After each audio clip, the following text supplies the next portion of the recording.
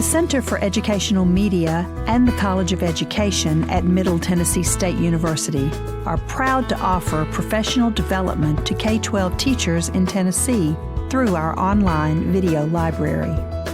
These videos are aligned with the Tennessee academic standards. For more professional development videos, check out our website at cem.mtsu.edu.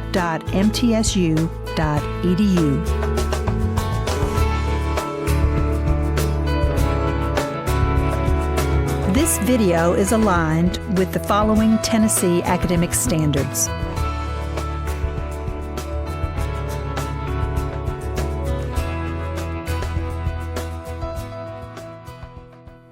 Good morning, everyone. It's delightful to be here in Tennessee in general and at Middle Tennessee State University in particular. And thank you very much, wherever Amy went to, for the invitation to speak at your Literacy Day conference. I'm going to talk about some of the work that we've been doing in adolescent literacy. I must admit that when I started my career in literacy, I do literacy and math research. I was working with younger children, and I had moved to Texas and was very fortunate to be introduced to some colleagues, Sharon Vaughn at University of Texas at Austin, through my colleagues at University of Houston, Jack Fletcher. And they sort of corralled me and said, do you want to do this project with us through the Institute of Education Sciences? And it's to look at literacy in adolescence. And I said, well, you know, I don't really know anything about literacy in adolescence. And they said, that's okay, come and join us anyways. And so I do know more about literacy now in adolescence. And it's actually become a real interest of mine because there's not as much work done in terms of struggling comprehenders, struggling readers in the secondary grades. And it's an area of great need. And so what I'm going to talk about today is our big study, our big assessment study that we did to look at the sources of reading comprehension difficulties in secondary school students. And then I'm going to use that as a springboard for talking about some of the work that we are designing to look at specialized interventions for struggling adolescent readers, particularly in middle school in this case. And I'm going to show you, the second project is really in development. So I'm going to show you some of the things that we're doing, but I don't have any data for the second part of the talk in terms of the intervention. Okay. So I'll start off talking about what we found out about reading comprehension in adolescence, about the sources of reading comprehension difficulties. I'm going to take a deeper dive with you and talk about inference making in adolescent students, and then talk about the inference making intervention that we're currently designing. All of this research takes a lot of people, a lot of dedication.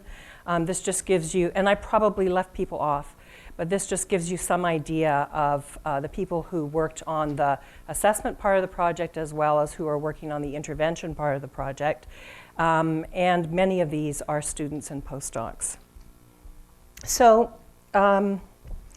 we had an idea when we applied for IES funding that we wanted to really better understand the sources of reading comprehension difficulties in students from 6th to 12th grades. And so we started a very large assessment study. I say large in terms of there were over 1,200 students, but also large because of the depth of assessment that we did with them. So, you know, there are database studies where you get tens of thousands of students. So this is not that, but it's a fair number of students, but also with a lot of testing that actually allows us to look at the sources of comprehension difficulties. You can see what some of the demographics look like. What we did here was we over-selected for students who had what I would call not wonderful word decoding abilities, but adequate, so that they could read the words. They're not what you've probably heard of in some of the literature, students who are called specific comprehension, kids with specific comprehension disabilities, where their word decoding is really quite high and their comprehension is much lower. We really weren't interested in that group per se, because we know from epidemiological studies that that's a very small slice of the pie in terms of those kids. So in terms of reading comprehension difficulties. So we really wanted to get even though we truncated our distribution somewhat by only looking at students who had reading above the 20th percentile, reading decoding, we also wanted to try to capture a broader distribution of kids who have troubles with comprehension. They were ethnically diverse. We did not have, we excluded English language learners from these studies. And what you can see here are the representations by grade. Actually, we didn't start with 6th grade, but IES, because it was a gap grade, because it was a missing grade in the other projects, they asked us to test 6th graders, so that's why we have fewer of them. But you can see we have pretty representative samples of students who we called our adequate comprehenders, and we defined those initially as students who passed their state literacy test, using the confidence intervals in terms of passing and failing, and then the struggling students were the ones who failed. I marked this 52 here for the struggling students who had failed their state literacy test. It's a smaller number in 12th grade. And I don't know if this is true in Tennessee, but in Texas, it is the case that 12th grade students who are not doing so well are actually not in school very much. So these students are mainly out in the communities doing some kind of work study program. And so we had a hard time getting them. We had a hard time finding them. I am almost ashamed to say that we tracked them down at their graduation ceremony, actually, to give them their gift cards. But they're just not in school very much, and consequently, they're probably not reading very much. Okay, what we really wanted to do with this study was to look at the sources of strengths and difficulties that would account for reading comprehension in middle school and high school students.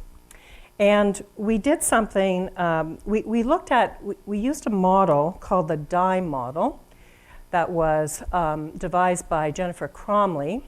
And we really wanted to look to see whether or not that model would hold up in terms of predicting reading comprehension at adolescents.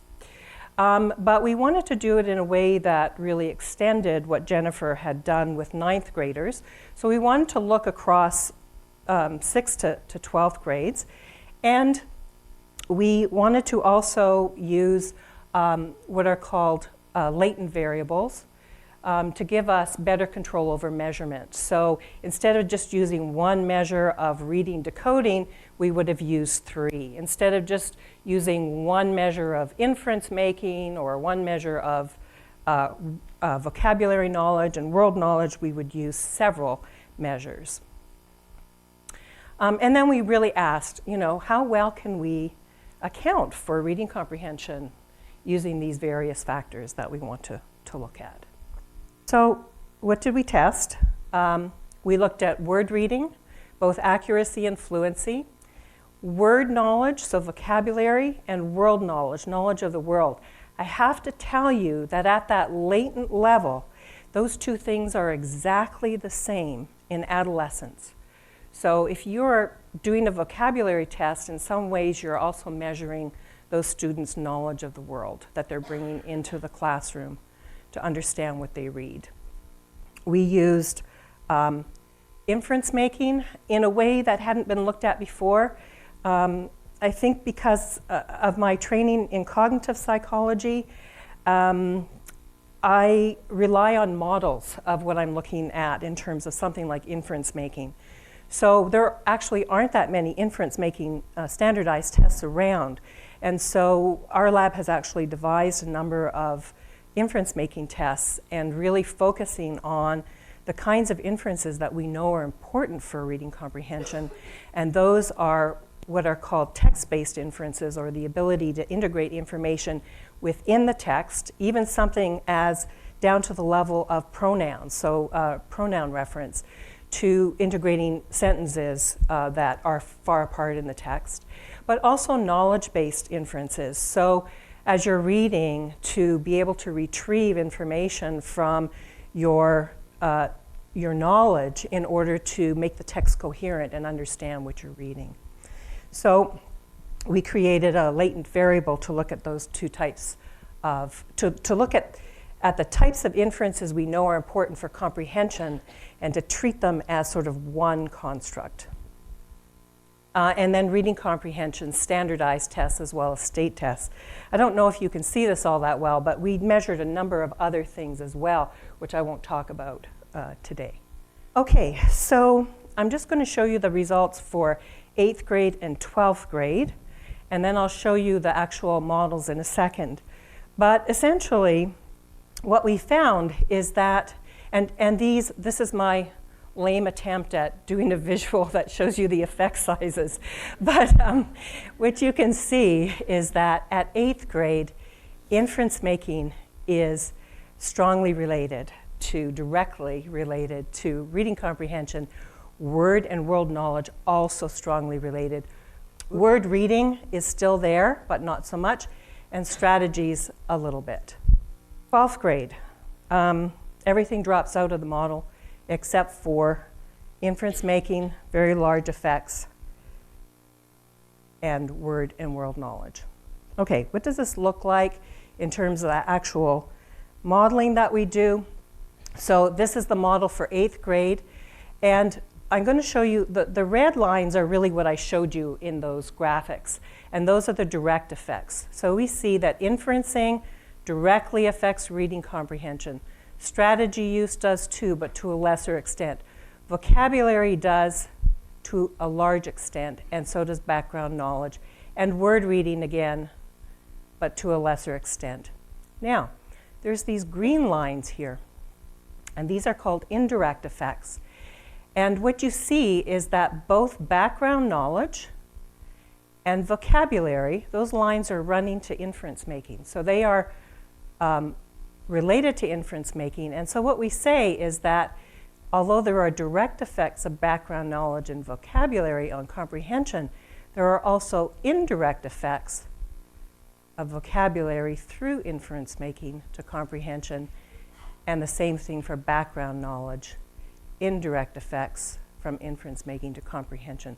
So background knowledge and word knowledge are really having quite powerful effects both on reading comprehension directly, but also because they're important for inference making. If we look at the model for 12th grade, what we see is something very similar to what I showed you before, but you see the word reading and strategy use lines are no longer significant. But again, you're getting these effects of vocabulary and background knowledge through inference making to reading comprehension.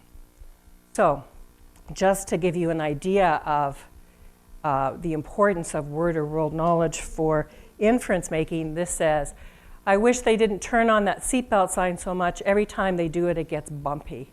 And so this child has made the wrong inference because he doesn't have the right background knowledge. Okay, so to summarize, inference making across the secondary grades, inference making followed closely by word and world knowledge had the largest effects on reading comprehension in these students. And there were also these substantial indirect effects of word and world knowledge on reading comprehension running through inference making. It is the case that our models explained almost 100% of the variance in reading comprehension outcomes. You know, when that happens, you go, woo-hoo! And people sometimes ask, well, what about things like working memory that we know are important for reading comprehension and that sort of thing? And what I would say there is that, we don't get any extra bump up from adding our working memory measures, but what I would like to say is that that's likely because some of what's going on with something like working memory is included in a skill like inference making, right? And so what we're currently doing is running these very similar models, but instead of having reading comprehension at the outcome, we've got inference making as our outcome and trying to predict that. So it's not that these general purpose cognitive abilities are not important. It's just that we can predict using text level skills and word and world knowledge. We can predict most of what's going on with adolescent reading comprehension. And what I should also say is that that is true whether you are a struggling comprehender or whether you're an adequate comprehender. So the predictability or the patterns of prediction don't look any different across the distribution of reading comprehension skill. Okay, let's take this deeper dive into inference making, given that I've told you how important it is for adolescents. So much of what is spoken or written requires us to make inferences or to fill in our gaps in understanding in order to maintain semantic coherence. And there are two types of inference that we know are important for maintaining coherence, and those are those text connecting inferences and knowledge-based inferences. I know there are some other kinds of inferences that are talked about, like text to self, for example, but it turns out that those kinds of inferences don't really play much of a role in terms of predicting reading comprehension outcomes. So it seems to be these sort of two broad classes of inference that are important for comprehension. Okay, let me show you an inference task that Amy Barth in our lab, as well as some graduate students, Meredith Pike and Amber Johnson, designed. And this is, we have other tasks like this, but I'm going to show you the variant that we used in our studies. And so what we do is we have a setup, and this is all done on the computer. So we have two versions of little stories. The same child would not get the two different versions of the stories, of the same story, but would get different stories in these two different conditions that I'm going to call the near inference condition and the far inference condition.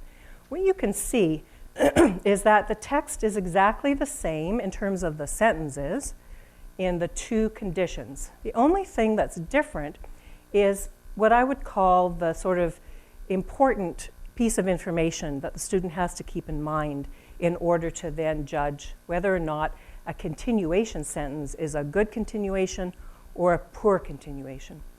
So what we find out in the near inference condition is that Jenny enjoys skipping. She's won it before, but she broke her leg from falling down the stairs last week, and then they have to judge whether or not this time Jenny helped judge the skipping competition is a good continuation, or this time Jenny won the skipping competition again is a good continuation.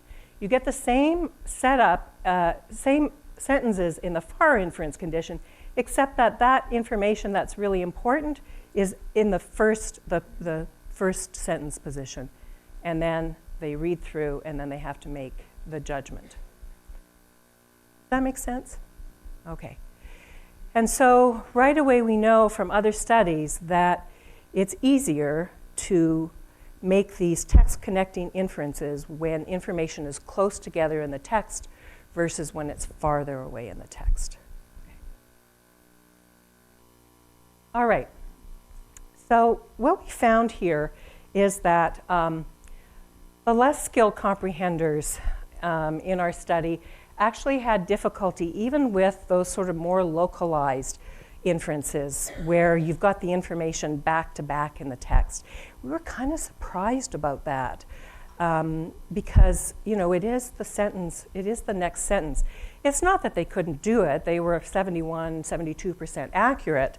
But, if you think about that over longer pieces of text, if you're only in the 70s in terms of accuracy, in terms of integrating information, sentence after 7, your comprehension is probably going to start to break down. If you increase the distance in the text, so 3 or 4 sentences in our study, the performance of the struggling comprehenders actually went down to chance levels. My colleague Carolyn Denton did a study also using think-alouds, where she looked at having students read narrative and informational text and talk about what they're thinking about at various interruptions in the text. And students were also having problems with pronoun reference and making all sorts of inferences through the think aloud, using the think aloud methodology. And when she and I talked about it, we kind of, she's originally a word reading person, did some beautiful studies in word reading. And we talked about it, and we said, remember that sort of word calling literature a long time ago in the word reading field? It almost seems like these kids are sentence calling. So they're reading sentences okay, but they're not integrating between those sentences. So that's what it kind of looked like to us. If we then took that ability in terms of making those inferences and we pitted that ability against other things like working memory, vocabulary, reading fluency, we asked the question, if you account for these other things that we know are related to reading comprehension, does this within-text inferencing ability still predict reading comprehension? And the answer is yes, along with these other things, of course. Now, one thing that I think is really important in terms of thinking about instruction is that we also had these grades, right? We didn't just have struggling and non-struggling readers. We also had them from grade 6 to grade 12. And inference making ability, this within-text inference making ability, actually improved over those grades.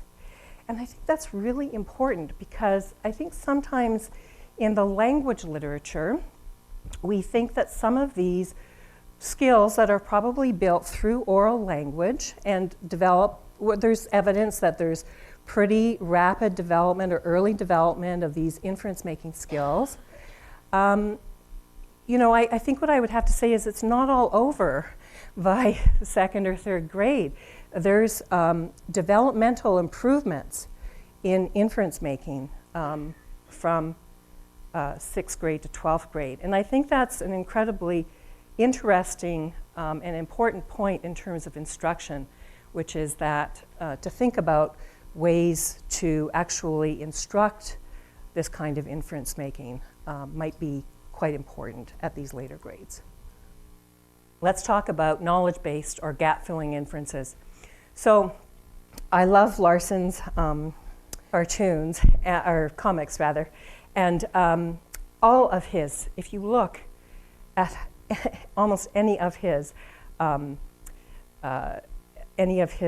pictures and writing, it is all of his cartoons are based, all of his comics are based on gap filling or knowledge-based inferences. And that's why they're kind of funny, right? Because they set up a sort of tension between what you know and what's happening in the comic. Okay, so we know that this kind of inference is really important for maintaining what I would call semantic coherence within, as you're reading a passage. Many of them are what are called memory-based, or based on retrieving something from memory. So you're reading something in a text, and without you knowing about it, consciously, you are reading that text is causing you to retrieve information from your knowledge base from your memory as you go along, and you're filling in the gaps without knowing about it. Now, it is also the case that you may have to work harder at retrieving knowledge. And that typically will come when you get to a point in the text where you don't really understand what's going on. You may have to stop, and good comprehenders will stop and sort of think about it, go back in the text or search their memory, and that's a more conscious process. But a lot of these kinds of inferences are made, if not automatically, in a way that sort of looks like it's effortless anyways. And what we know from a lot of cognitive work that was done in the 1980s and 90s is that those kinds of inferences are not, or that kind of retrieval is not based on the relations between words. It's actually based on the relations between sentences. There's a lot of evidence that children who have reading comprehension difficulties have problems making this type of inference. But that is based on having read a passage and then answering comprehension questions that essentially you can only answer them if you've combined your knowledge of the world with what you're reading.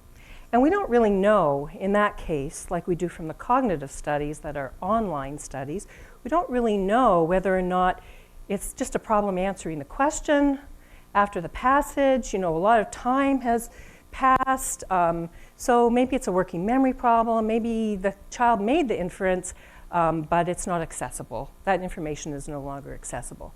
So what we thought we would do is look at this kind of inference making using the cognitive paradigms that have been used with skilled adult readers to see what the processing of these kinds of inferences look like as kids are reading.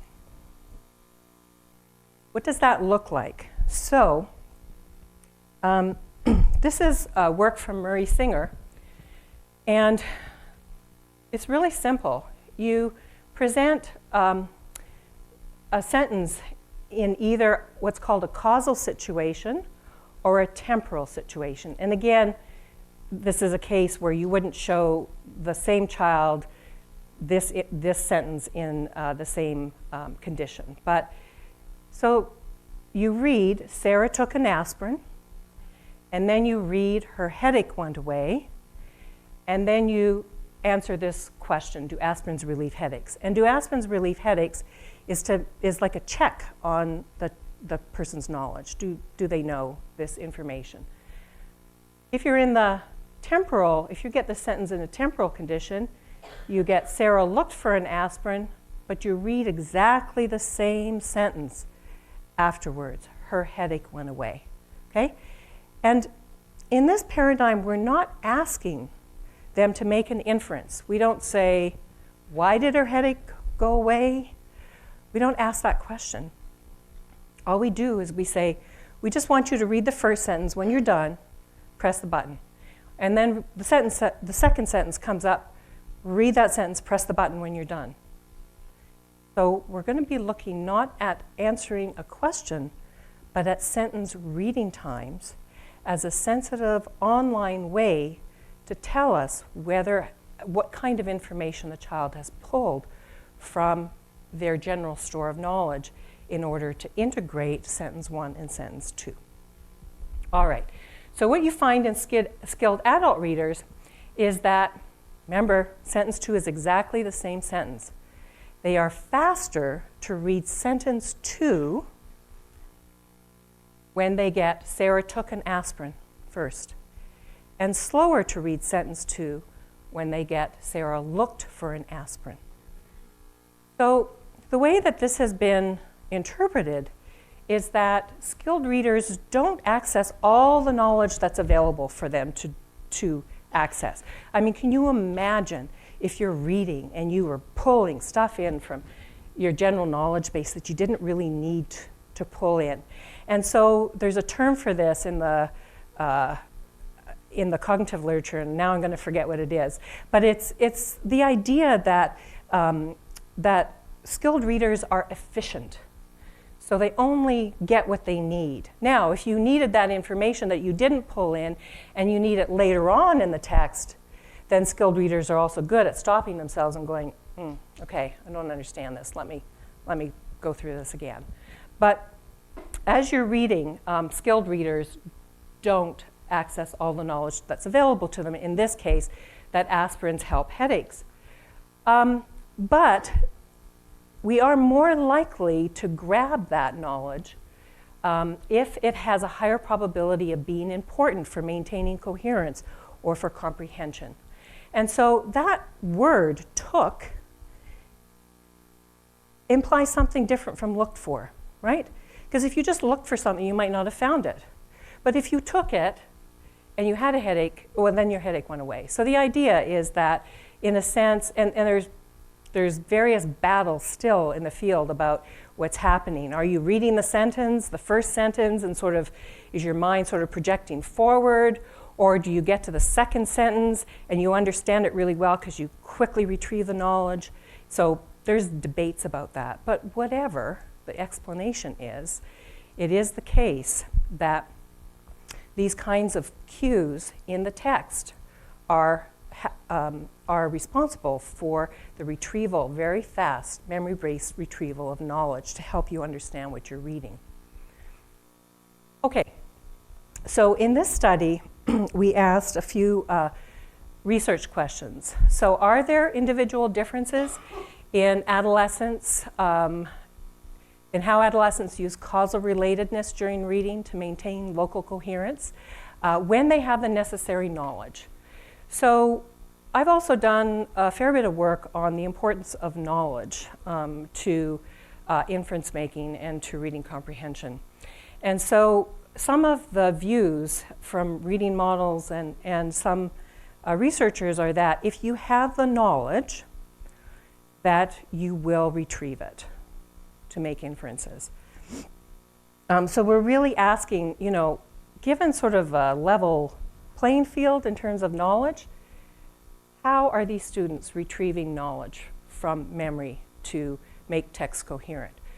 So I have to tell you that when I designed this study, I assumed that there would not be differences between comprehenders who were better and less skilled, because we had, in a sense, controlled for knowledge.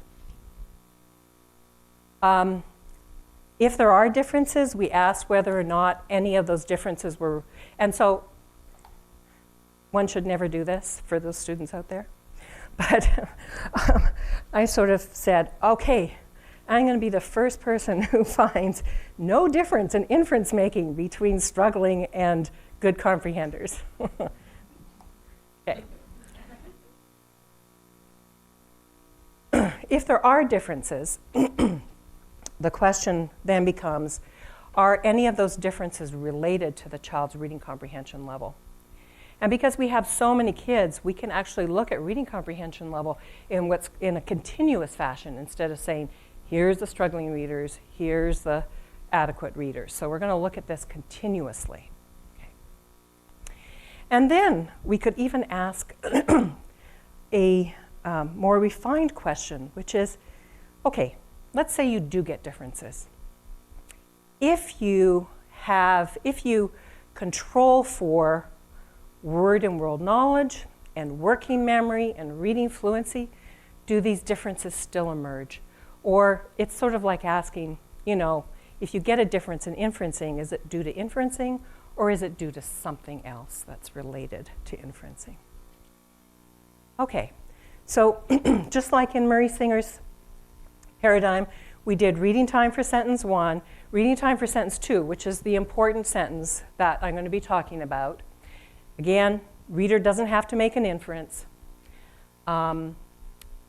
Students were 96% accurate at answering those questions that are the general knowledge questions. And in fact, when we analyzed the data, we removed any of the items on which the student did not have the knowledge. All right, so this may seem a little backwards, but this is actually words read per second. So in the causal condition, they were faster. They read more words per second than in the temporal condition where they were slower. So that's just like what happens with skilled adult readers. Okay, now let's look at what happens when we look at this as a function of your reading comprehension ability. And what I'm going to show you next is actually controlling for working memory, word and world knowledge, and reading fluency. Okay. Oh my goodness. Okay, well, I forgot to say, for those of you who are interested in the analyses that we used what are called random effects regression models. And we can model the reading times as a function of both person characteristics as well as item characteristics. And so we're really looking at an interaction here. We're looking for an interaction. That is, whether or not the effect of faster reading time in the causal condition versus the temporal is moderated by or changes as a function of your reading comprehension level. And also whether or not that effect remains when you control for all of these other variables.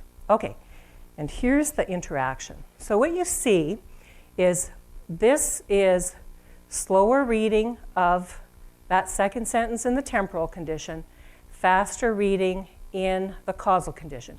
And see this gap here? That's what I showed you in the table before. This is reading comprehension ability. So as you get higher in reading, and this is also controlled for age. As you get higher in terms of reading comprehension ability, you see what looks like the typical skilled adult comprehender result. And as your reading comprehension ability is worse, you see a non-significant difference between the causal and temporal conditions. What does this mean? When you have high knowledge in this kind of paradigm, what you see is that poor comprehenders really have what I would say is an integration cost, a semantic integration cost. That is, they're not getting the same benefit in reading text as good comprehenders are. So they are not somehow doing that integration efficiently enough for them to have a benefit from these causal cues that appear in the text. We're not exactly sure why this is the case. By the time we get to the sentence where the question where we're asking them about the knowledge, they're just as fast at answering that question as the poor readers are just as fast at answering as the good readers. But even if that information is kind of the information about aspirins, relieving headaches is sort of coming online, it's not coming on, in a sense, it's not coming on fast enough to be of as much use as it should be for poor comprehenders. And I'm telling you about findings that are between two sentences. So think about this in rolling text. Okay. So to just summarize the assessment studies that we've done, we know that lack of word and world knowledge has really negative consequences for sense making in both for general reading comprehension and for inference making. But even when knowledge is available, it's not always being used by struggling comprehenders to help them make the text coherent. So if text-based and knowledge-based inferences are really important for struggling adolescent comprehenders, the question is, should we be directly instructing inference making, particularly for those kids? And so that's what I'm going to move on to next. The first question is, are there inference making interventions? What is the literature on this? Yes, there are. And you are all very fortunate that the person who published the seminal work in this area, the meta-analysis, is Amy Ellman, in fact. And so there have been two systematic reviews, one by Amy and one by Colby Hall, who is a postdoc working in our lab.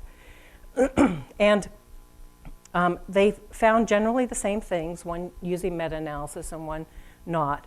But there is a really interesting finding in Amy's meta-analysis, and that is that the effects of inference-making interventions for struggling readers was pretty substantial. But those inference-making interventions affected not only their inferential comprehension, but also their comprehension of literal text. And I find that really fascinating because I think, why is that? I don't have an answer. Maybe Amy does. But I just think it's like, oh, so, an inference-making intervention for these kids could actually give you a 2-for-1 kind of deal, right? Okay. Most of the work on inference-making interventions is pretty old, with a few exceptions. The field really moved into strategy instruction in a big way, particularly after the National Reading Panel report. And that's also, that's great work, and those interventions work fairly well. But now people have come back, I think, to looking at other kinds of interventions because we're not reaching all the kids that we want to. And strategies can be very resource heavy, and we don't know all the time if kids are also using them in other situations other than the intervention context. Of course, we don't know that about our other interventions either unless we measure out long enough. So what we're doing, and we have some funding from the Institute of Education Sciences to do this, is to design an inference-making intervention for middle school students. And that is an intervention that has a technology that's done through technology. And we're going to compare it to the same intervention that is led by teachers, and then compare that to a control condition, or what the students are typically getting in school. I have to say that there's almost nothing you can teach in reading comprehension that doesn't involve some kind of strategic instruction, right? You're teaching kids some kinds of strategies for dealing in text. So it's not to say that there's no strategy instruction, but it's more to say that we're not teaching those sort of 10 top strategies that you see in the National Reading Panel report. Okay, so this project is being done with some very good colleagues from UT Austin as well as from Texas A&M University. Just a few things to point out about this. We are using authentic texts, both informational and narrative. Because so much of the text in middle school is informational, we've really erred on the side of providing more informational text. It just so happens, however, that it's easier to,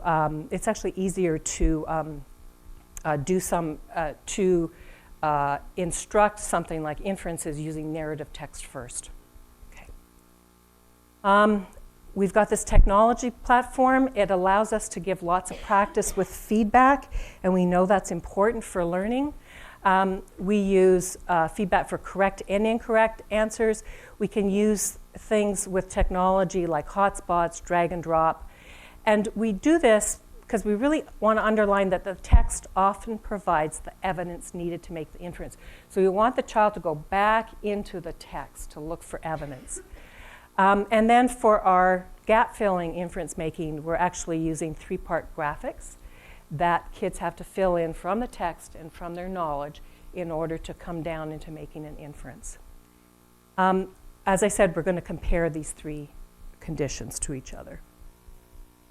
There's 5 modules with 5 lessons each, an introductory lesson, 3 text-based inference modules looking at pronoun reference, text connecting inference, getting new words from context, and 1 knowledge-based inference module, and 1 mixed practice module. And this is based on the literature on learning principles, which says that the best way to learn something is actually to have interleaved practice and lots of practice with feedback. In addition, every module has a final lesson that provides practice with feedback. Okay, I'm going to show you a couple of examples. I have time for a couple of examples? That's okay. Okay. And I probably won't show you all these things. I just want you to keep in mind that this is our development phase, so we're using scratch audio, so it's not going to look or sound exactly like this.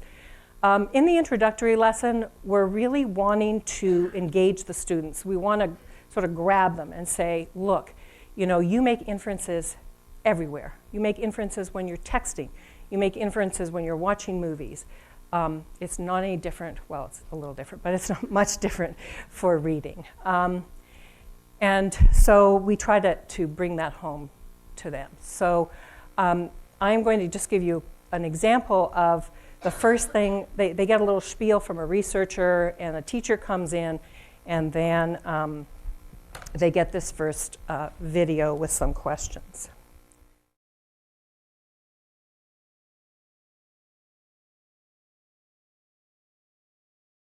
Okay, so you can see that we try to get them right away and reel them in. And then we keep, throughout all the modules, keep trying to focus them on this idea of why. So why becomes a very important question for us all the way through, and answering with because. So we try to teach them that kind of construction. We also look at pronoun reference. There's a whole module on it. Pronoun reference is supposed to be in place developmentally at a fairly young age. Well, our middle school struggling readers don't have this down pat. So this is an actual text from our intervention. And many middle school students with reading difficulties will say that he refers to Roosevelt.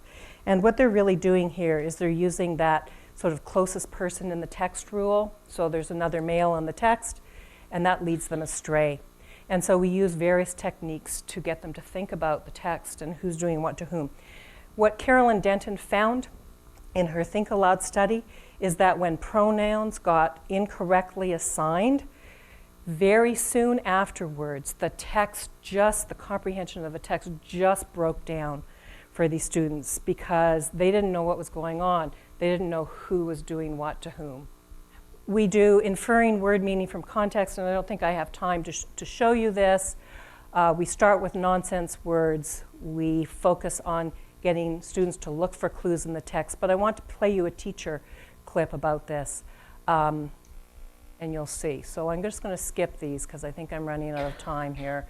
Our knowledge-based inference, we use graphics. Are these slides going to be available?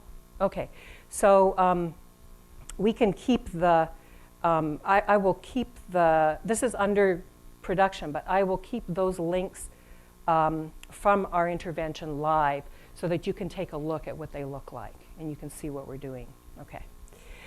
And what happens with these organizers is that, these graphic organizers, is that we have the students read a text and then we pre-fill everything. What's in the text? What do you need from your knowledge? And then putting those two things together, how do you answer the why inference question? And so we start off with most things filled in, and then we gradually take away some of the parts of the graphic organizer, and the student has to fill them in the parts themselves, and then eventually answer the why questions on their own. Okay, so let me just end with playing these audios. So we have a teacher, a really fabulous teacher at one of our schools, who we observe as much as we can because we want to make our teacher-led version, which has the same content as the technology-based version, as good as it can be so that we can give both of those versions a run for their money. So this is Michelle talking. Okay, this is Cameron Junior High, and we're with Michelle Bethel. So my first question is, it's kind of about the units. So which of the units so far have been the easiest for students? Okay. I feel like the word meaning unit has been the easiest, and I think it's really beneficial to them. One thing I loved in that unit was it said that even if you look the word up in the dictionary, you may not know what it means. So you have to use the context. And I think that's so powerful because we teach our kids, use the dictionary, use the dictionary, use the dictionary. But then they look it up and they're still like, I have no idea. Sure. So I think that was very, very important. And they got it. So I think it was the easiest for them. So has that been the quickest unit to go through, do you think? Yes. Unit good. 3. Yeah. That's valuable. So which of the units have been the hardest for the students so far? Unit 4, using their own knowledge to make those connections, has been the hardest, just because I don't think they're used to doing that. You know, I think they're used to reading words. Oh, I read the words, I read, I'm done. Right. And they don't use their thinking voice when they're reading, so making that connection and plus the Unit 4 has that special kind of graphic organizer, and that's something different. Yeah, and at first that was a little bit confusing even for me, because I thought, I was like, well, both of these are the right answer. Well, of course they're the right answer, because these are two pieces of information that you already know or you could know. And yes, both of these things are true, but which piece helps you understand the passage? So once I got that down, then it helped me with them. My concern is with them having those choices each time is like, how are they going to be able to come up with it in their own mind? So sometimes I would make them cover up those choices, and we would talk about, okay, what do you know about this topic? Stop and think first. And then we would uncover those choices and say, okay, this is what they gave us to look at. And these, like, if they knew what was already, if that was something they had mentioned, I was like, see, you guys knew this.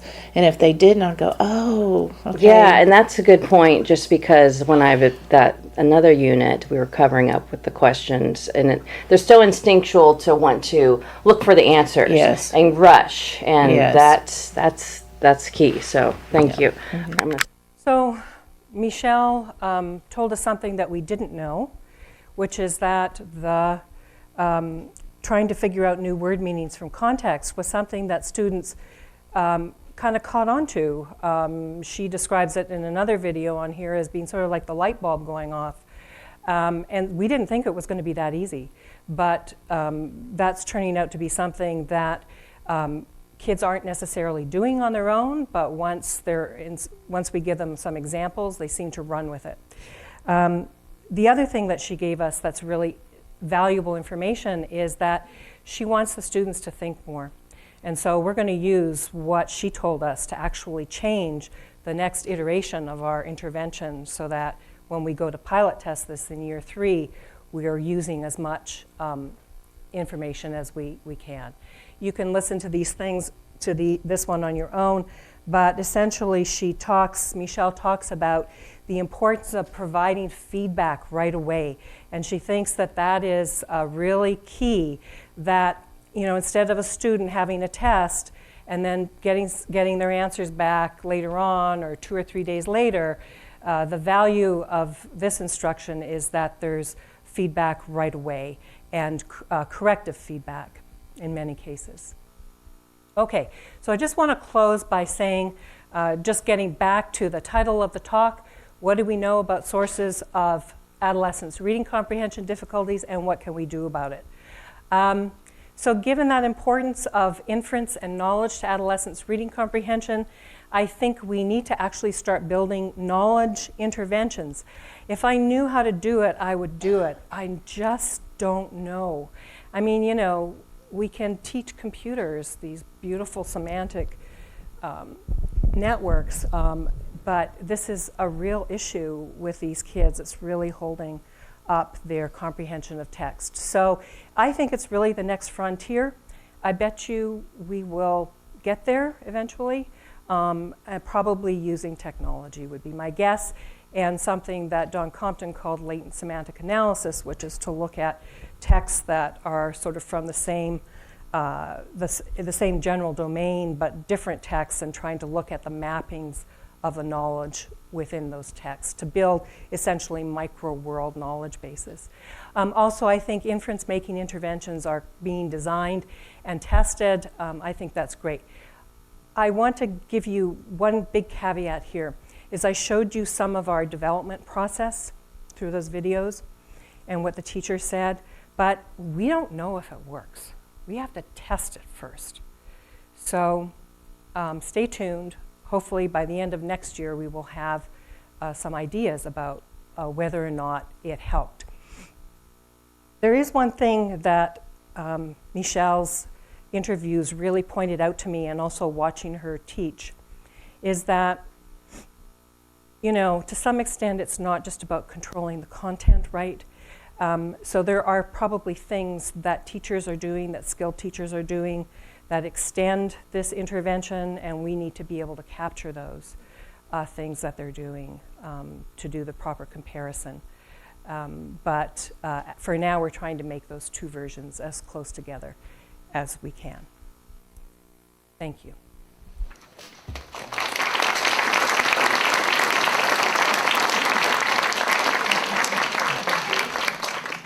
Yes.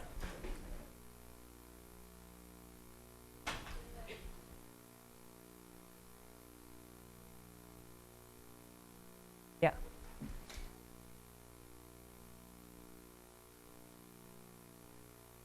Yes, so the question is, in that example with the near and far inferences, are they reading aloud or reading to themselves? They're reading to themselves, we also, well, tell me why you're asking, and then I'll respond. I'm also curious too, with the responses, if there were just two or if there were more options. There's only actually one in this version. So they either get a correct continuation and they press a button when they've read it and say, yes, that sounds good, or they get the incorrect one and they should say no. We have done this also using multiple choice off the computer. And you get very similar findings where they get both of the choices, the correct and incorrect, and then a sort of distractor choice, and you get similar pattern of findings.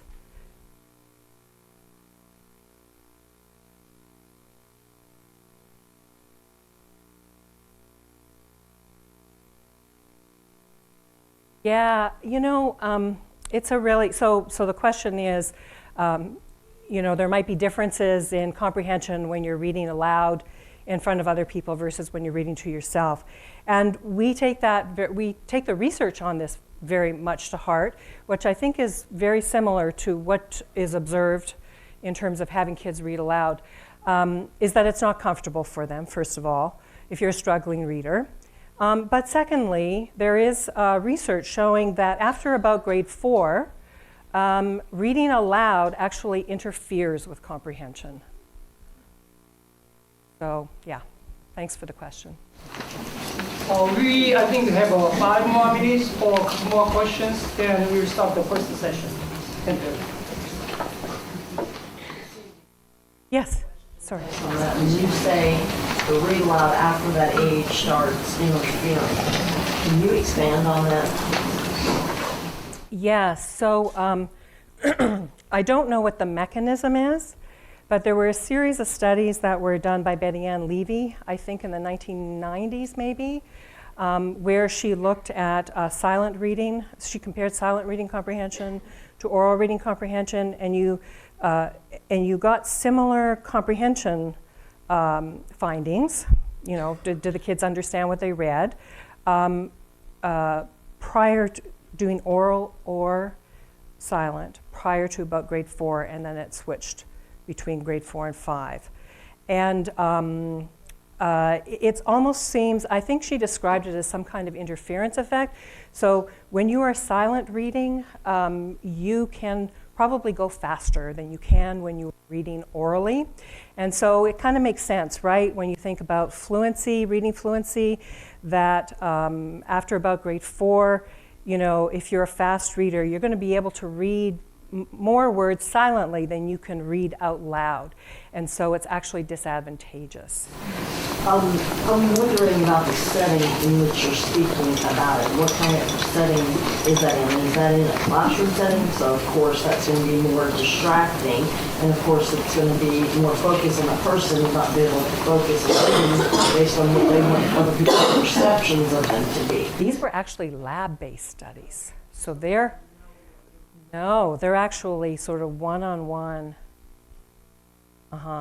And so when you add what's, going on in the classroom. I hate to be pushing out this question. No, keep going. The thing that I guess I'm wondering about is how does it play into the internal voice that they should be gathering? How does that play in? Because I'm just wondering. I'm not sure. And I'll tell you, to sort of try to address that through the back door a little bit, I'll tell you what we decided to do in this intervention. We do not make kids read aloud because we are sensitive and worried about this kind of sentence calling kind of effect. But what we do when the text gets harder, when there's a first difficult text, is we read the text to them so that they can actually focus on the processes that we want them to focus on without having to, because they have to get those words, think about maybe some not so great social things when they're reading it, having it come back, think about it. So we try to take that piece of it away for them and say, we're going to read this one to you, but you're going to do the same things that we've been teaching you to do in when you're reading the text. So that's how we've handled that in our intervention. I don't know if that's the right way to do it, but that's what we did. I mean, I like that answer. So, but I like that answer. It should be that way. It should be modeled that way for them, so then they can turn around and see how it should be. Then, therefore, it will help develop their confidence, because if they don't see it, it's hard for them to be able to do it. Right. Now, I have this little voice in my head. My colleague Nathan Clemens is saying, but Marcia, we're trying to get them to read text, right? And so we're trying to walk this middle line where we model it for them, sometimes in difficult text where we read it to them.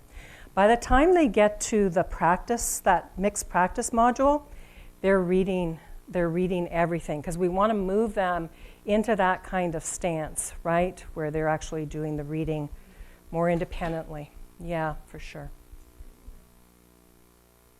Yeah, thanks for the question. Okay, I had some problem with the numbers, so I said 2 questions, but I think one is enough. You could go to the first session and then start your presentation.